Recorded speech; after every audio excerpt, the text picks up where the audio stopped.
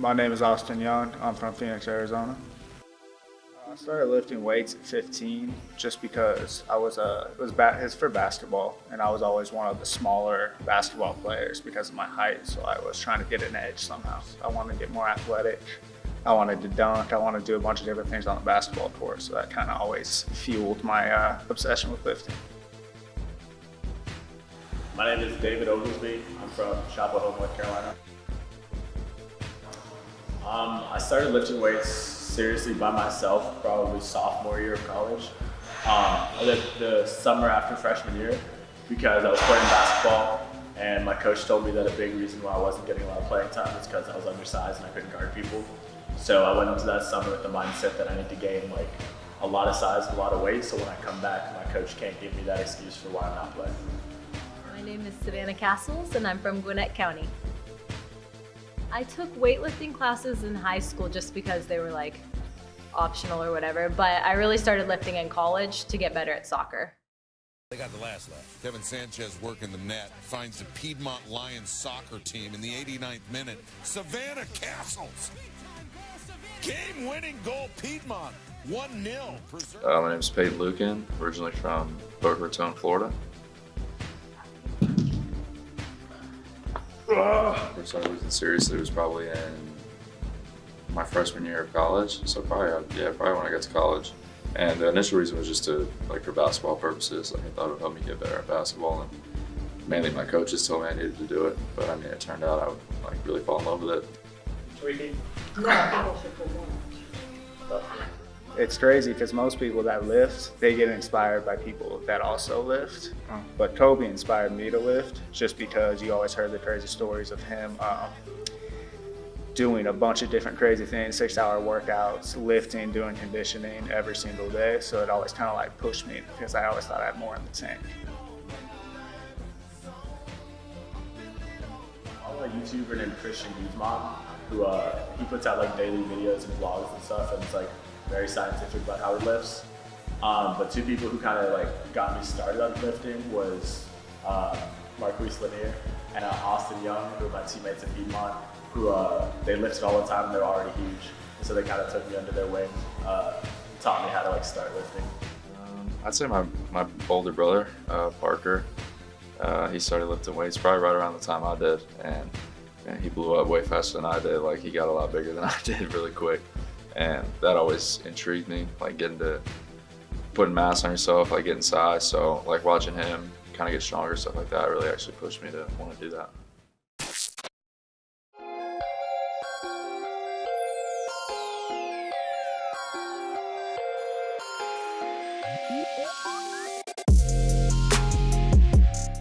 I really enjoy the process of getting better every single day. It's kind of cool because you can track yourself actually getting better every single day, and you see results, whether that be you getting stronger or your body changing or you becoming more athletic.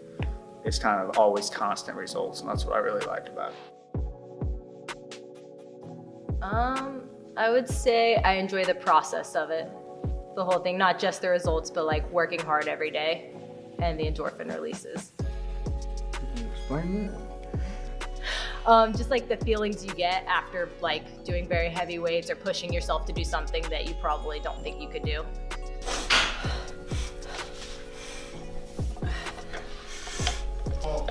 Nope.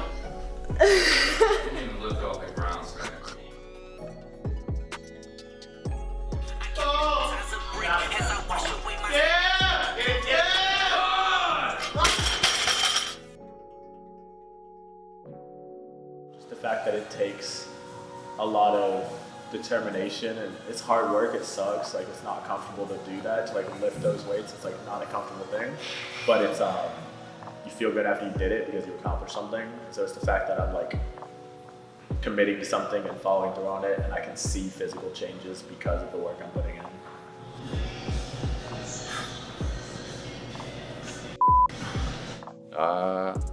I think the challenge really, like basketball, I was always competitive, like competitive nature. So going in the weight room, it's really you against yourself. And I mean, there's not a lot harder than trying to push weight that you normally can't push off yourself. So I'd say just the challenge, and like it really is competitive to me, and that's something you need to find once your sport's done.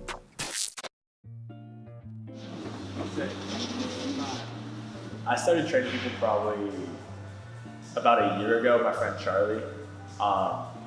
I started training him because he had a very specific goal and a very specific date he wanted to have a certain physique by.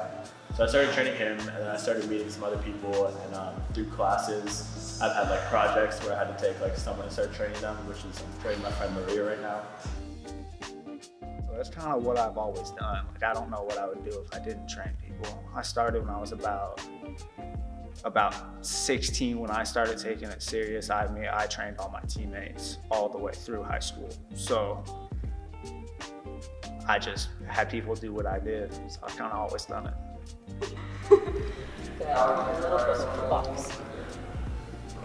Right there. I started training people in college. It was usually like my teammates and stuff. They would see me lifting, and then I just started like helping them with everything. They would come into the weight room with me. You want to hit the ground fast again? Good. It's really dope to see like somebody that thinks they're not athletic, and then you work with them for a couple months, and then they start doing athletic things that they've never done before, or moving weights they've never moved before, and you see it really impact their life. So it's dope to see not only their workouts get better, but it actually translates to what they do and make them elite at what they do. I enjoy the social aspect of it. You really get to know someone, and to get to know why they lift is how you get them to get the results. When you understand someone's why, you can really get them to work hard, because you can use that to motivate them, as opposed to just telling them what to do. You can help them see how their why will correlate into them getting to where they want to be. Like, what is it doing for me? So it's just another like creative way to put you in a calorie deficit. So I don't cut food, right? Like, I want you to eat more while being in a calorie deficit, because I never really want your calories to get too low. Yeah. But carbs are normally is a fuel source just like anything else, but it's usually more calorically dense. Okay. So we're just dropping those a little bit lower for a bit. Yeah.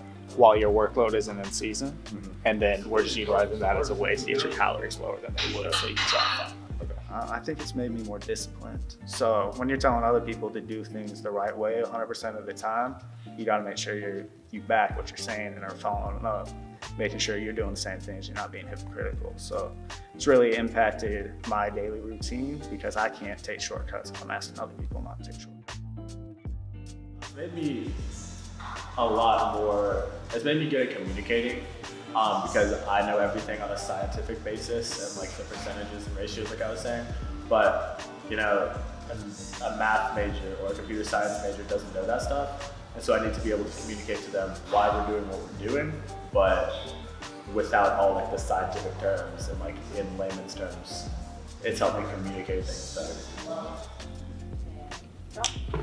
Good. Pop. Hey. Annie, you're up. I would say definitely working on like problem solving skills, because every single person that you work with is going to be different. So they're going to have different limiting factors physically, and they're also going to have different mental like aspects to it. So you kind of have to figure out who they are, learn to read them, and then figure out what works best for them to give them the best results.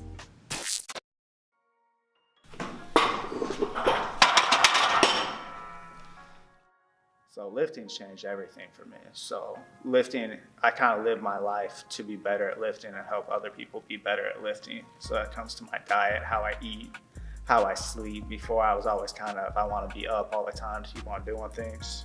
But my lifting to my body suffered because I wasn't sleeping as much. So I changed my sleeping habits, hydration. Almost every part of my life kind of revolves around training. It's made me more confident, just because now I'm not like super skinny and I'm not playing basketball anymore, so it's been a lot easier to gain weight. So I feel more comfortable just in the way I look, that I'm not just like known as a skinny kid anymore. I'm just seen as like a normal person now. And it's just made me more athletic and able to do more things. Like I recently, I learned how to do a backflip. I can do things like that I couldn't do before.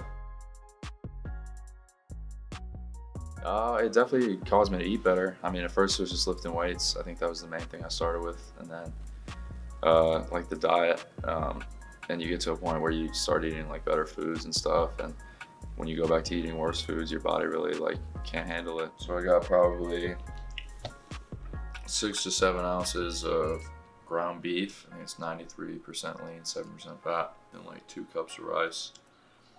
And then I put salt on it, and I put bone broth in it. Bone broth's really for flavor, but it's also got like collagen in it. That's probably what I have just about every time. I try to have white rice after beef. 2 easy digesting, 1 a protein, 1 a carb. So I try to get a pretty good amount of food in after I'm done training.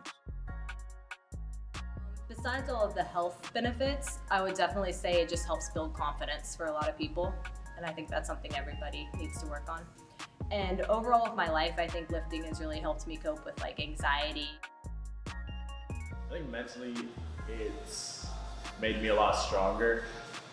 Just to have a set routine, to know that even if I don't want to do something, like if I feel tired and stuff, like I still need to get up and do that and accomplish something that I said I was going to do. So it's made me better at goal setting and following through on things like that. Oh my God. So I'd say that's probably, it's 50-50 with physical and mental. I mean, physical is really obvious, like you see yourself grow. But mentally, it helps you, because like I talked about before, like putting a lot of weight, like your body having to go through that, it's really all in your mind, whether or not you're going to be able to push yourself past the point that other people can't, or past the point that you previously weren't able to. And then, I mean, it translates to sports too. I mean, going through, squatting heavy weight, benching heavy weight, deadlifting, stuff like that. I mean, there's not a lot of stuff harder than that in daily life. So I think lifting heavy weights like that is something that can prepare you for really life in general. It'll make you more, for me at least, it's made me a more productive person in terms of everything in my life, not just lifting. I think it's important for everybody to be healthy, because we live in a country that's so unhealthy that I think everybody should be a member of a gym or work out a few times a week, just as a part of general health, to live for a long, productive life. Obviously, I think it depends on the individual and their goal. But I mean, if you ask me, I'm a little biased, but I always think lifting's the answer.